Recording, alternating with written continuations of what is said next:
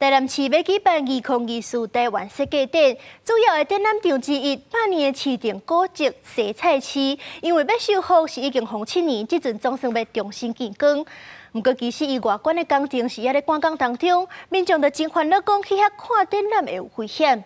台南市府就强调讲，一定会以民众的安全为优先。 设计展的布展人员早起就来到台南大菜市赶工，为着是拜六要开幕的2024台湾设计展，甲工程收尾。内面特别收尾啊，不过场外经过工程还佫伫咧赶工，外界烦恼讲会影响到参观的安全。唔好，安怎讲？因为政府的单位就是安尼啊，怪怪。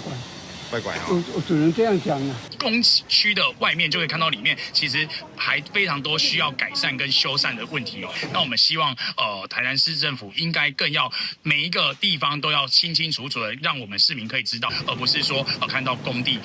8年的市定古迹大菜市，因为修复封起来7年，即届因为2024台湾设计展修复了后，头一届对外公开，有影是啥人目。不过这街路景观还佫伫咧做，烦恼讲有安全的记录。市府团队表示，一定会照时间来完成。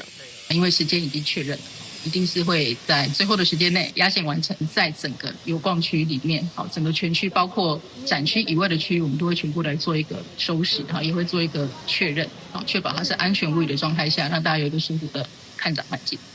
这届2024台湾设计展焦点放伫咧食含清两大领域，呈现食好穿好伫台南的概念。希望民众拢会当伫咧台湾设计展看到未来食含清的环境想象，展现台南是一个传统甲创新拢有的设计城市。